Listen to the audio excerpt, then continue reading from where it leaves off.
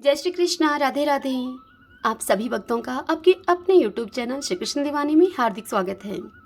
भाद्रपद मास महात्म्य के 19वें दिन की कथा में हम आज सुनेंगे शुक्ला के स्वामी का तीर्थ यात्रा से लौटना और धर्म की आज्ञा से शुक्ला के साथ श्राद्ध आदि करके देवताओं से वरदान प्राप्त करना तथा पितृ तीर्थ के प्रसंग में पीपल की तपस्या और शुकर्मा की पितृभक्ति का वर्णन। इसी के साथ सुनेंगे सारस के कहने से पीपल का शुकर्मा के पास जाना और शुकर्मा का उन्हें माता पिता की सेवा का महत्व बताना। तो आइए सर्वप्रथम भगवान का स्मरण करते हुए कथा का प्रारंभ करते हैं। सभी बोलिए विष्णु भगवान की जय। ओम नमो भगवते वासुदेवाय। श्री राधा कृष्णाभ्याम नमो नमः। भगवान श्री विष्णु कहते हैं कि हे राजन, करकल वैश्य सभी तीर्थों की यात्रा पूरी करके अब अपने साथियों के साथ बड़े ही आनंद से अपने घर की ओर लौटे। वे अपने मन में सोच रहे थे कि मेरा संसार में जन्म लेना सफल हो गया, मेरे सभी पितृ स्वर्ग को चले गए होंगे। वे इस प्रकार विचार कर ही रहे थे कि एक दिव्य रूपधारी विशालकाय पुरुष उनके पिता पितामहों को प्रत्यक्ष रूप से बांधकर उनके समक्ष प्रकट होकर उनसे बोले कि वैश्य, तुम्हारा पुण्य उत्तम नहीं है, तुम्हें तीर्थ यात्रा का फल नहीं मिला, तुमने व्यर्थ ही इतना परिश्रम किया। यह सुनकर करकल वैश्य दुख से अब पीड़ित हो गए। करकल वैश्य ने उनसे पूछा कि आप कौन हैं जो मुझे ऐसी बात कह रहे हैं? मेरे पिता पितामह क्यों बांधे गए हैं? मुझे तीर्थ का फल भला क्यों नहीं मिला? यह सुनकर धर्म ने कहा कि जो धार्मिक आचार और उत्तम व्रत का पालन करने वाली, श्रेष्ठ गुणों से विभूषित, पुण्य में अनुराग रखने वाली तथा पुण्यमयी पतिव्रता पत्नी को अकेली छोड़कर धर्म करने के लिए बाहर चला जाता है, उसका किया हुआ सारा धर्म व्यर्थ हो जाता है। इसमें तनिक भी संदेह नहीं है। जो सब प्रकार के सदाचार में संलग्न रहने वाली, प्रशंसा के योग्य आचरण वाली, धर्म साधन में तत्पर, सदा पतिव्रते का पालन करने वाली, सब बातों को जानने वाली तथा ज्ञान की अनुरागनी है, ऐसी गुणवती, पुण्यवती और महासती नारी जिसकी पत्नी हो, उसके घर में सर्वदा देवता निवास करते हैं।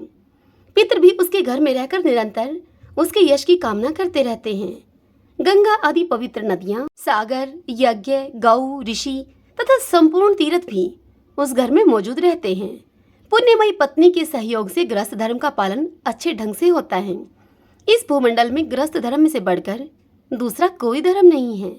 हे वैश्य, गृहस्थ का घर यदि सत्य और पुण्य से युक्त हो तो परम पवित्र माना गया है। वहाँ सब तीर्थ और देवता निवास करते हैं।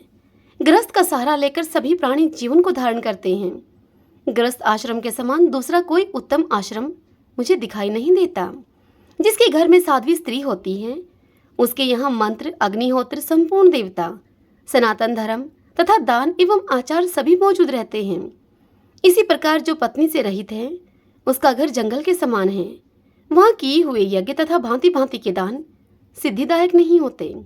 साध्वी पत्नी के समान कोई तीर्थ नहीं है, पत्नी के समान कोई सुख नहीं है तथा संसार से तारने के लिए और कल्याण साधन के लिए पत्नी के समान कोई पुण्य नहीं है। जो अपनी धर्मपरायणा सती नारी को छोड़कर चला जाता है, वह मनुष्यों में अधम है। गृह धर्म का परित्याग करके तुम्हें धर्म का फल भला कहाँ से मिलेगा? अपनी पत्नी को साथ लिए बिना जो तुमने तीर्थ में श्राद्ध और दान किया है, उसी दोष से तुम्हारे पूर्वज बांधे गए हैं। तुम चोर हो और तुम्हारे ये पितृ भी चोर हैं, क्योंकि इन्होंने लोलुपतावश तुम्हारा दिया हुआ श्राद्ध का अन्न खाया है। तुमने श्राद्ध करते समय अपनी पत्नी को साथ नहीं रखा था। जो सुयोग्य पुत्र श्रद्धा से युक्त होकर अपनी पत्नी के दिए हुए पिंड से श्राद्ध करता है, उससे पितरों को वैसी ही तृप्ति होती है जैसी कि अमृत पीने से होती है। इसमें तनिक भी संदेह नहीं है। पत्नी ही गृहस्थ धर्म की स्वामिनी है। उसके बिना ही जो तुमने शुभ कर्मों का ये अनुष्ठान किया है, यह स्पष्ट ही तुम्हारी चोरी है। जब पत्नी अपने हाथ से अन्न तैयार करके देती है तो वह अमृत के समान मधुर हो जाता है। उसी अन्न को पितृ प्रसन्न होकर भोजन करते हैं और उसी से उन्हें विशेष संतोष और तृप्ति होती है। अतः पत्नी के बिना जो धर्म किया जाता है, वह धर्म तो निष्फल होता है। यह सुनकर करकल ने पूछा, हे धर्म, अब कैसे मुझे सिद्धि प्राप्त होगी और किस प्रकार मेरे पितरों को बंधन से छुटकारा मिलेगा? तब धर्म ने कहा कि महाभाग, तुम अपने घर जाओ। तुम्हारी धर्मपरायणा पुण्यवती पत्नी शुक्ला तुम्हारे बिना बहुत ही दुखी हो गई थी। उसे सांत्वना दो जाकर और उसी के हाथ से तुम श्राद्ध करो। अपने घर पर ही पुण्य तीर्थों का स्मरण करके तुम श्रेष्ठ देवताओं का पूजन करो, इससे तुम्हारी की हुई तीर्थ यात्रा सफल हो जाएगी। भगवान श्री विष्णु राजा वेन को इतनी कथा सुनाकर आगे कहते हैं कि हे राजन, यों कहकर धर्म जैसे आए थे वैसे ही वापस लौट गए। परम बुद्धिमान करकल भी अब अपने घर को गए और पतिव्रता पत्नी को देखकर मन ही मन बड़े प्रसन्न हुए। शुक्ला ने स्वामी को आया हुआ देखकर उनके शुभागमन के उपलक्ष्य में मांगलिक कार्य किया। तत्पश्चात धर्मात्मा वैश्य ने धर्म की सारी चेष्टाएं बतलाई। स्वामी के आनंददायक वचन को सुनकर महाभागा शुक्ला को अब बड़ा ही हर्ष हुआ। उसके बाद करकल ने घर पर ही रहकर अपनी पत्नी के साथ श्रद्धापूर्वक श्राद्ध और देव पूजन आदि पुण्य कर्म का अनुष्ठान किया। इससे प्रसन्न होकर देवता, पितृ और मुनिगण विमानों के द्वारा वहां पर आए और महात्मा करकल तथा उसकी महानुभाव पत्नी दोनों की ही सराहना करने लगे। भगवान श्री विष्णु वेन से कहते हैं कि हे राजन, मैं, ब्रह्मा और महादेव जी भी अपनी अपनी देवियों के साथ वहां पर गए। संपूर्ण देवता उस सती के सत्य से संतुष्ट थे। सभी ने उन दोनों पति पत्नी से कहा कि सुवर्त, तुम्हारा कल्याण हो, तुम अपनी पत्नी के साथ वरदान मांगो। तब करकल वैश्य ने पूछा मुझसे कि हे देवरों, मेरे किस पुण्य और तप के प्रसंग से पत्नी के सहित मुझे वर देने को आप लोग यहाँ पधारे हैं। तब इंद्र ने कहा कि यह महाभाग शुक्ला सती है, इसके सत्य से संतुष्ट होकर हम लोग तुम्हें वर देना चाहते हैं। यह कहकर इंद्र ने उसके सतीत्व की परीक्षा का सारा वृत्तांत थोड़े में ही कह सुनाया। उसके सदाचार का महात्म्य सुनकर उसके स्वामी को बड़ी प्रसन्नता हुई। हर्षोल्लास से करकल के नेत्र अब डबडबा गए। धर्मात्मा वैश्य ने अपनी पत्नी के साथ समस्त देवताओं को बारंबार साष्टांग प्रणाम किया और फिर उनसे कहा, हे महाभाग देवगण, आप सभी लोग प्रसन्न हों।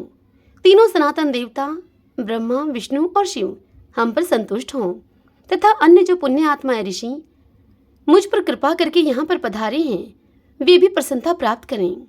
मैं सदा भगवान की भक्ति करता रहूं। आप लोगों की कृपा से धर्म तथा सत्य में मेरा निरंतर अनुराग बना रहे। तत्पश्चात अंत में पत्नी और पितृ के साथ मैं भगवान श्री विष्णु के धाम में जाना चाहता हूँ। यह सुनकर देवता बोले कि महाभाग, एवं अस्तु, सब कुछ तुम्हें प्राप्त होगा। श्री भगवान राजा वेन से आगे कहते हैं कि हे राजन, इस प्रकार यह कहकर देवताओं ने उन दोनों पति पत्नी के ऊपर फूलों की वर्षा की तथा ललित, मधुर और पवित्र संगीत उनको सुनाया। वर देकर वे उस पतिव्रता की स्तुति करते हुए अपने अपने लोक को चले गए। इस परम उत्तम और पवित्र उपाख्यान को मैंने पूर्ण रूप से आपको कह सुना दिया। हे राजन, जो मनुष्य इस उपाख्यान को सुनता है वह सभी पापों से मुक्त हो जाता है। स्त्रियों को शुक्ला का यह उपाख्यान श्रद्धा पूर्वक सुनना चाहिए। इस उपाख्यान को सुनने से स्त्रियां सौभाग्य, सतीत्व तथा पुत्र पौत्रों से युक्त होती हैं। इतना ही नहीं, पति के साथ सुखी रहकर वह निरंतर आनंद का अनुभव करती हैं। श्रीमन नारायण नारायण हरि हरि, भजमन नारायण नारायण हरि हरि।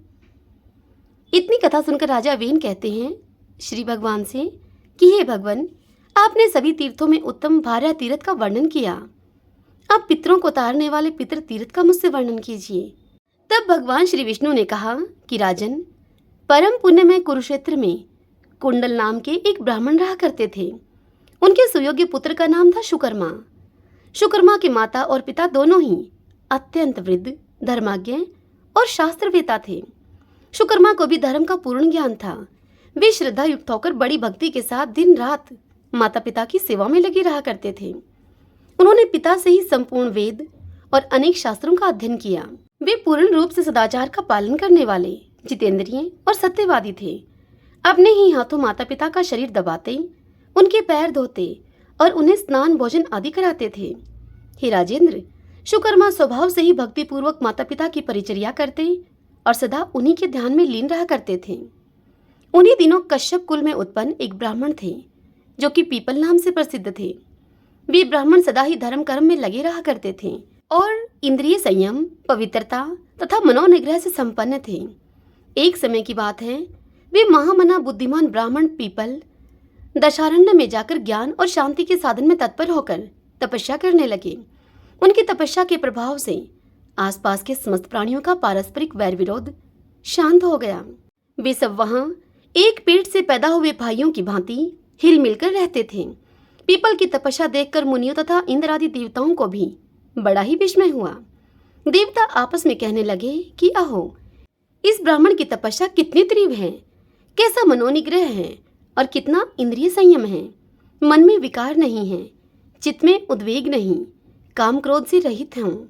सर्दी गर्मी और हवा का झोंका सहते हुए वे तपस्वी ब्राह्मण पर्वत की भांति अविचल रहा करते थे।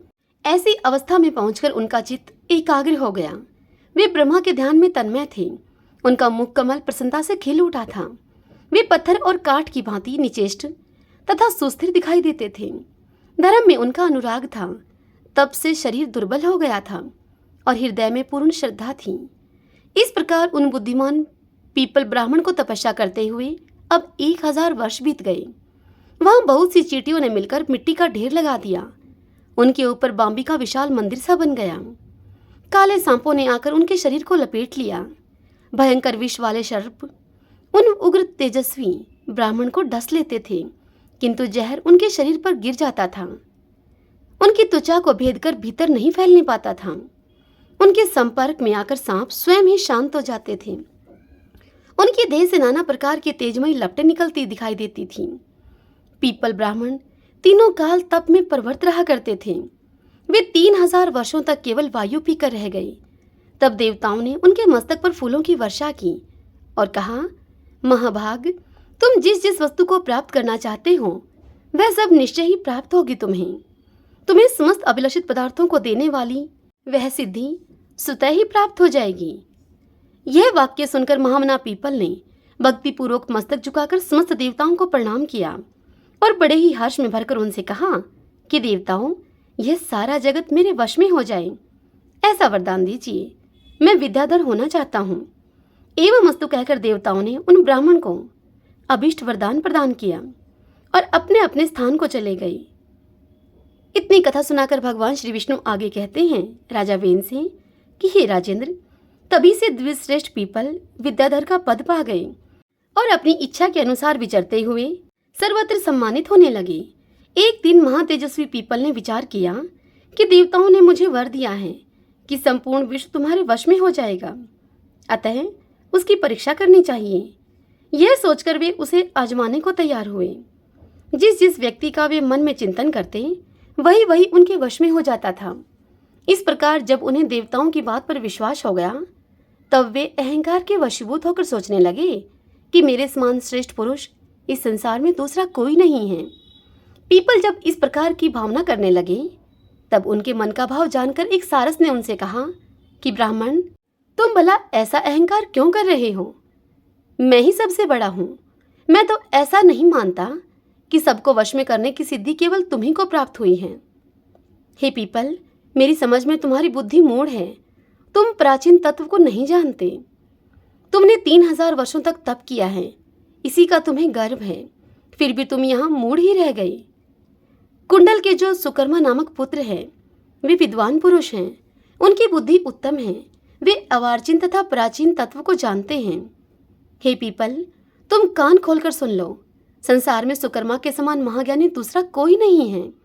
उन्होंने दान नहीं किया, ध्यान नहीं किया, होम नहीं किया और यज्ञ आदि कर्म भी कभी नहीं किए। न वे कभी तीर्थ करने गए और न ही कभी गुरु की उपासना ही उन्होंने की। वे केवल माता पिता के हितैषी हैं, वेदाध्ययन संपन्न हैं तथा संपूर्ण शास्त्रों के ज्ञाता हैं। यदि सुकर्मा अभी बालक हैं तो भी उन्हें जैसा ज्ञान प्राप्त है वैसा तुम्हें अब तक नहीं हुआ है। ऐसी दशा में तुम व्यर्थ ही यह गर्व का बोझ ढो रहे हो। यह सुनकर पीपल ने कहा सारस से, आप कौन हैं जो पक्षी के रूप में आकर इस प्रकार मेरी निंदा कर रहे हैं? इस समय मुझे अवार्चिन और प्राचीन का स्वरूप पूर्णतः समझाइए। तब उस सारस ने कहा, हे द्विश्रेष्ठ पीपल, कुंडल के बालक पुत्र को जैसा ज्ञान प्राप्त है वैसा तुम में नहीं है। यहाँ से जाओ और अवार्चिन तथा प्राचीन का स्वरूप तथा मेरा परिचय भी उनसे पूछो। वे धर्मात्मा हैं, तुम्हें सारा ज्ञान बताएंगे। सारस की इस बात को सुनकर विप्रवर पीपल बड़े वेग से कुंडल के आश्रम की ओर गए और वहां पहुंचकर उन्होंने देखा कि सुकर्मा माता पिता की सेवा में लगे हैं। वे सत्य पराक्रमी महात्मा अपने माता पिता के चरणों के निकट बैठे थे। उनके भीतर बड़ी भक्ति थी। वे परम शांत और संपूर्ण ज्ञान की महान निधि जान पड़ते थे। कुंडल कुमार शुकर्मा ने जब पीपल को अपने द्वार पर आया हुआ देखा, तब वे आसन को छोड़कर तुरंत ही खड़े हो गए और आगे बढ़कर उनका स्वागत करने लगे। फिर उनको आसन, पाद और अर्घ्य आदि निवेदन करके उनसे पूछा, हे महाप्राग, आप कुशलता से तो है ना? मार्ग में कोई कष्ट तो नहीं हुआ आपको? जिस कारण से आपका यहाँ पर आना हुआ है वह सब मैं बताता हूँ आपको। हे महाभाग, आपने 3000 वर्षों तक तपस्या करके देवताओं से वरदान प्राप्त किया है। सभी को वश में करने की शक्ति और इच्छा के अनुसार गति पाई है आपने। इससे उन्मत्त हो जाने के कारण आपके मन में गर्व हो गया। तब महात्मा सारस ने आपकी सारी चेष्टा देखकर आपको मेरा नाम बताया और मेरे उत्तम ज्ञान का आपको परिचय दिया। सारी बात को सुनकर पीपल ब्राह्मण ने उससे पूछा, हे ब्राह्मण, नदी के तीर पर जो सारस मिला था, जिसने मुझे यह कहकर आपके पास भेजा कि वे सब ज्ञान बता सकते हैं, वह सारस कौन था? तब शुकर्मा ने कहा पीपल से कि विप्रवर, सरिता के तट पर जिन्होंने सारस के रूप में आपसे बात की थी, वे साक्षात महात्मा ब्रह्मा जी थे। यह सुनकर धर्मात्मा पीपल ने कहा सुकर्मा से कि ब्राह्मण, मैंने सुना है कि सारा जगत आपके अधीन है। इस बात को देखने के लिए मेरे मन में बड़ी उत्कंठा हो रही है। आप यत्न करके मुझे अपनी यह शक्ति दिखलाइए। तब सुकर्मा ने पीपल को विश्वास दिलाने के लिए देवताओं का स्मरण किया। उनके आह्वान करने पर संपूर्ण देवता वहां पर आ गए और सुकर्मा से इस प्रकार कहने लगे। देवता उनसे बोले कि ब्राह्मण, तुमने किस लिए हमें याद किया है? इसका कारण बतलाओ। तब सुकर्मा ने देवताओं से कहा कि हे देवगण, विद्याधर पीपल आज मेरे अतिथि हुए हैं। ये इस बात का प्रमाण चाहते हैं कि संपूर्ण विश्व मेरे वश में कैसे है। इन्हें विश्वास दिलाने के लिए ही मैंने आप लोगों का आह्वान किया है। अब आप अपने अपने स्थान को पधारें। तब देवताओं ने सुकर्मा से कहा कि ब्राह्मण, हमारा दर्शन निष्फल नहीं होता। तुम्हारा कल्याण हो, तुम्हारे मन को जो रुचिकर प्रतीत हो वही वरदान हमसे मांग लो। तब द्विश्रेष्ठ शुकर्मा ने देवताओं को भक्तिपूर्वक प्रणाम करके यह वरदान मांगा उनसे। शुकर्मा ने कहा, हे देवेश्वरों, माता पिता के चरणों में मेरी उत्तम भक्ति सदा ही सुस्थिर रहे तथा मेरे माता पिता भगवान श्री विष्णु के धाम में पधारें। यह सुनकर देवता बोले कि हे विप्रवर, तुम माता पिता के भक्त तो हो ही, तुम्हारी उत्तम भक्ति और भी बढ़े। यूं कहकर संपूर्ण देवता स्वर्गलोक को चले गए। पीपल ने भी वह महान और अद्भुत कौतक प्रत्यक्ष रूप से देखा। तत्पश्चात उन्होंने कुंडल पुत्र शुकर्मा से कहा, हे वक्ताओं में श्रेष्ठ शुकर्मा, परमात्मा का अवार्चिन और प्राचीन रूप कैसा होता है? दोनों का प्रभाव क्या है? आप मुझे यह बताइए। तब शुकर्मा ने कहा कि ब्राह्मण, मैं पहले आपको प्राचीन रूप की पहचान बताता हूँ। उसी से इंद्र आदि देवता तथा चराचर जगत मोहित होते हैं। ये जो जगत के स्वामी परमात्मा हैं, वे सब में मौजूद और सर्वव्यापक हैं। उनके रूप को किसी योगी ने भी नहीं देखा है। श्रुति भी ऐसा ही कहती है कि उनका वर्णन नहीं किया जा सकता। उनके न हाथ हैं, न पैर हैं, न नाक है, न कान हैं और न ही मुख हैं। फिर भी वे तीनों लोकों के निवासियों के सारे कर्म देखा करते हैं। कान न होने पर भी सबकी कही हुई बातों को वे सुनते हैं। वे परम शांति प्रदान करने वाले हैं।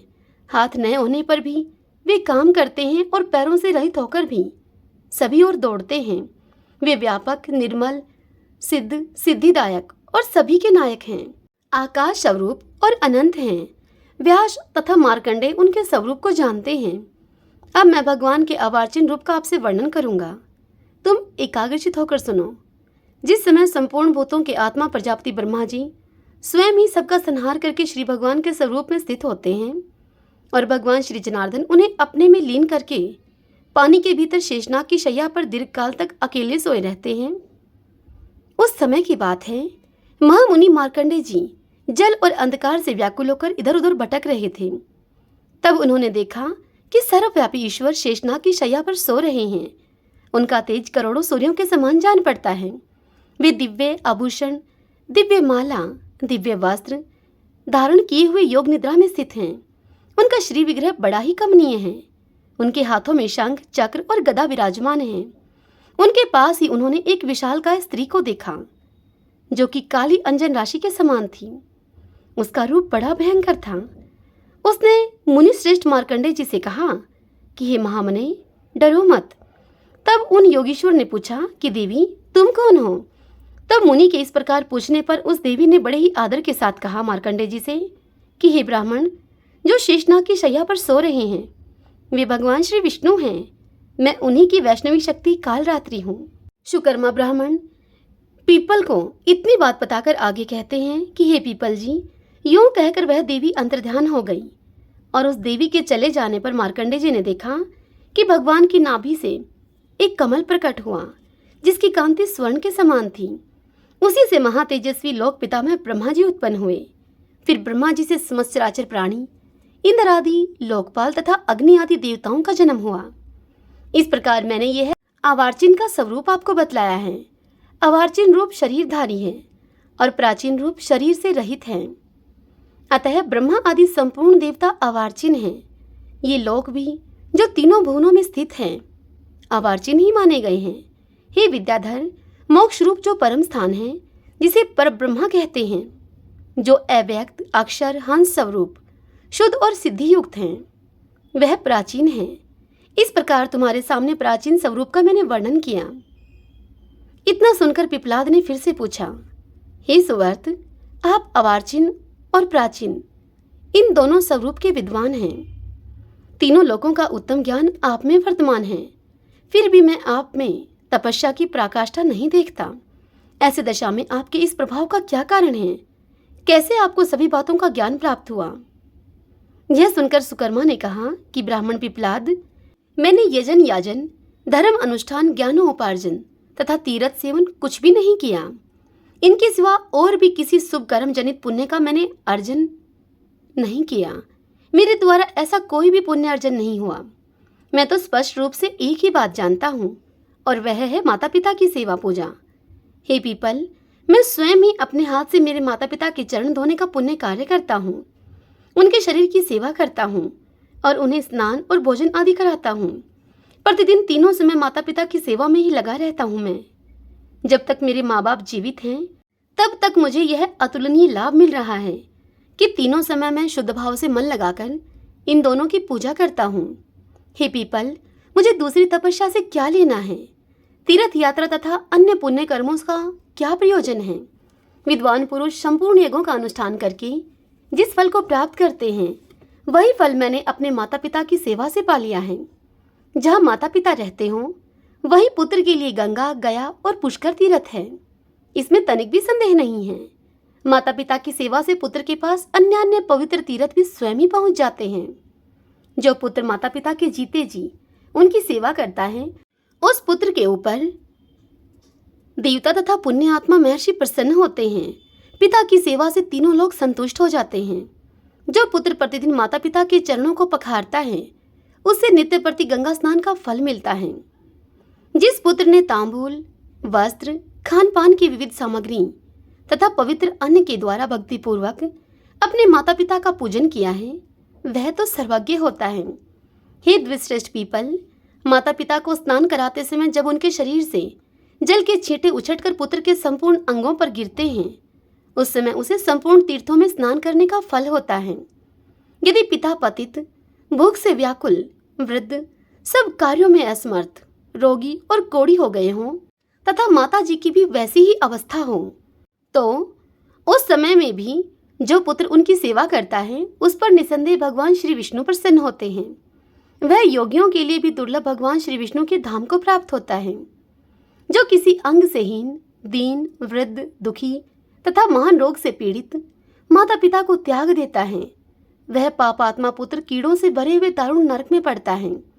जो पुत्र बूढ़े माँ बाप के बुलाने पर भी उनके पास नहीं जाता वह मूर्ख विष्ठा खाने वाला कीड़ा होता है तथा 1000 जन्मों तक उसे कुत्ते की योनि में जन्म लेना पड़ता है। वृद्ध माता पिता जब घर में मौजूद हों उस समय जो पुत्र पहले उन्हें भोजन कराए बिना स्वयं ग्रहण करता है अन्न, वह घृणित कीड़ा होता है और 1000 जन्मों तक मलमूत्र का भोजन करता है। इसके सिवा वह पापी 300 जन्मों तक काला नाग होता है। जो पुत्र कटु वचनों के द्वारा माता पिता की निंदा करता है वह पापी बाघ की योनि में जन्म लेता है तथा और भी बहुत दुख उठाता है। वो जो पापात्मा पुत्र माता पिता को प्रणाम नहीं करता वह 1000 युगों तक कुंभीपाक नरक में निवास करता है। पुत्र के लिए माता पिता से बढ़कर दूसरा कोई तीर्थ नहीं है। माता पिता इस लोक और परलोक में भी नारायण के समान हैं। इसलिए हे महाप्राग पिपलाद, मैं प्रतिदिन माता पिता की पूजा करता हुआ और उनके योग क्षेम की चिंता में ही लगा रहता हूँ। इसी से तीनों लोक मेरे वश में हो गए हैं। माता पिता के प्रसाद से ही मुझे प्राचीन तथा वासुदेव स्वरूप अवार्चिन तत्व का उत्तम ज्ञान प्राप्त हुआ है। मेरी सर्वज्ञता में माता पिता की सेवा ही कारण है। भला कौन ऐसा विद्वान पुरुष होगा जो माता पिता की पूजा नहीं करेगा। ही ब्राह्मण पिपलाद, श्रुति और शास्त्रों के सहित संपूर्ण वेदों के सांगोपांग अध्ययन से ही क्या लाभ हुआ यदि उसने माता पिता का पूजन नहीं किया। उसका वेदाध्ययन तो व्यर्थ है। उसके यज्ञ, तप, दान और पूजन से भी कोई लाभ नहीं है। जिसने माँ बाप का आदर नहीं किया उसके सभी शुभ कर्म निष्फल होते हैं। माता पिता ही पुत्र के लिए धर्म, तीर्थ, मोक्ष, जन्म के उत्तम फल, यज्ञ और दान आदि सब कुछ हैं। हरि ओम तत्सत। श्रीमन नारायण नारायण हरि हरि, भजमन नारायण नारायण हरि हरि। आशा करती हूँ आज की यह कथा आपके लिए उपयोगी रहेगी। बड़ी ही ज्ञानवर्धक कथा है। पसंद आई हो तो वीडियो को लाइक करें, अपने अपनों के साथ शेयर करें और कमेंट बॉक्स में ओम नमो भगवते वासुदेवाय जरूर लिखें। आपके इस एक छोटे से काम को करने से हमें प्रोत्साहन मिलता है। हरे कृष्णा।